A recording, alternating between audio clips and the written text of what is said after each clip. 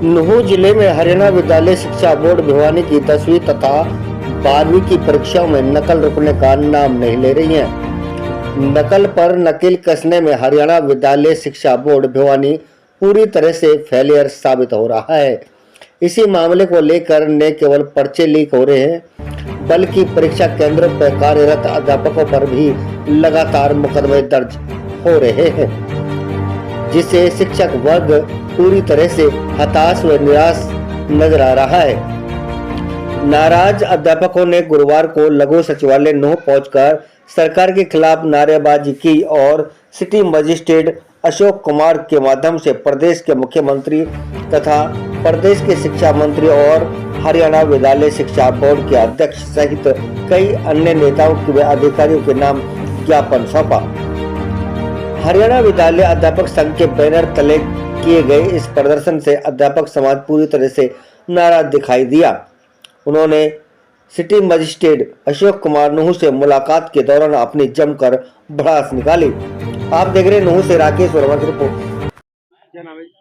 मैं Joginder Soni, school cadre lecturer association प्रधान जिला मेवात। मामला ये है कि अभी हाल फिलहाल में 10वीं और 12वीं की बोर्ड की परीक्षाएं चली हैं, जिसके अंदर सरकारी स्कूल से भी अध्यापकों की ड्यूटी लगाई गई और प्राइवेट स्कूल से भी अध्यापकों की ड्यूटी लगाई गई।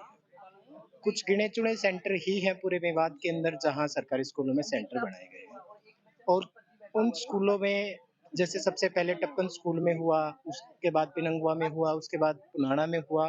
कल ये ऐसी ही घटना एक फिरोजपुर जिरका में हुई कि किसी बाहरी हस्तक्षेप की वजह से पेपर लीक का मामला सामने आया। लेकिन मैं ये कहना चाहूंगा कि बाहरी हस्तक्षेप का कारण कौन है? बाहरी हस्तक्षेप के लिए ड्यूटी किसकी लगाई गई है? क्या अध्यापकों की लगाई गई है? नहीं, अध्यापक बच्चों के पेपर लेने के लिए कमरे के अंदर है और बाहरी हस्तक्षेप रोकने के लिए पुलिस फोर्स लगाई गई है। अगर बाहर से कोई भी व्यक्ति आता है तो उसको रोकने का कार्य पुलिस का है, ना कि किसी अध्यापक साथी का है। तो पुलिस के ऊपर तो कोई कार्रवाई नहीं हो रही और अध्यापक समाज को कलंकित किया जा रहा है।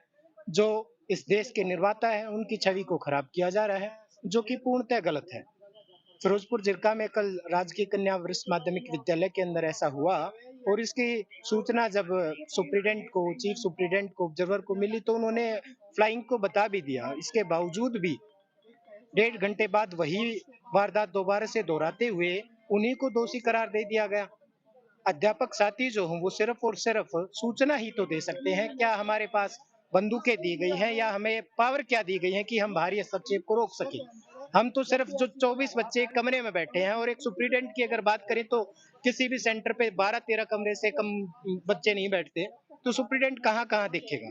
एक सुपरवाइजर एक कमरे को देख सकता है। कितने अध्यापकों के ऊपर मुकदमा दर्ज हुआ है? कल 4 लोगों के ऊपर मुकदमा दर्ज हुआ। गिरफ्तारी हुई है किसी की? गिरफ्तारी हुई है 4 लोगों की, कल शाम को ही गिरफ्तारी कर ली गई है। और अब जब तक इस एफआईआर को वापस नहीं लिया जाएगा तो हम पूर्ण रूप से परीक्षा का बहिष्कार करेंगे। हम जितने भी अध्यापक प्राध्यापक साथियों ने सुप्रीडेंट का बैग उठाया हुआ है, हम परीक्षाएं नहीं करवाएंगे, पूर्ण रूप से बहिष्कार करेंगे।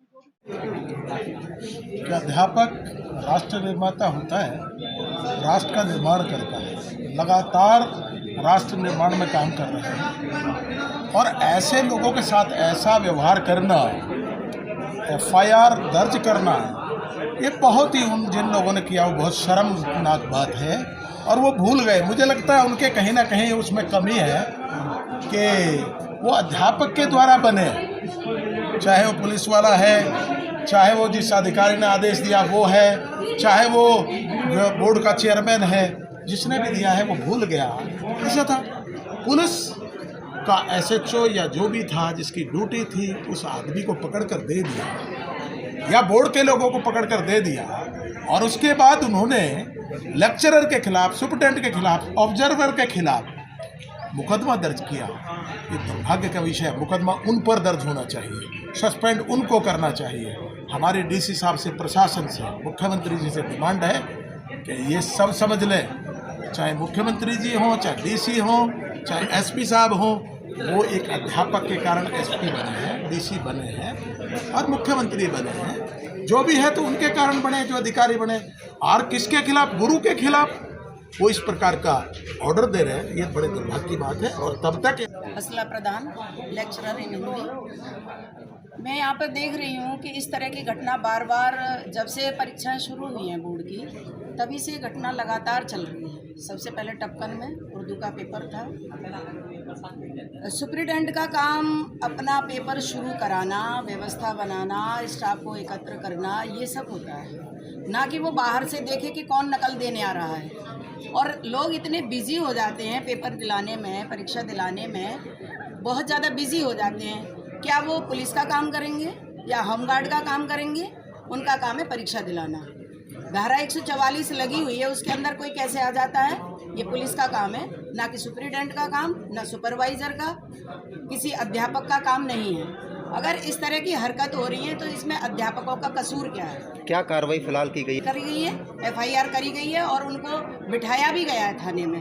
तो उनका सरेआम अपमान किया जा रहा है। अगर इस तरह से होगा तो हम बहिष्कार करेंगे। कोई भी अध्यापक ना सुप्रिटेंडेंट की ड्यूटी करेगा, ना सुपरवाइजर की करेगा, कोई भी व्यवस्था नहीं बनाएगा। बोर्ड वाले आके स्वयं पेपर लें और स्वयं व्यवस्था बनाएं तो हम परीक्षा कराएंगे, वरना हम परीक्षा नहीं कराएंगे।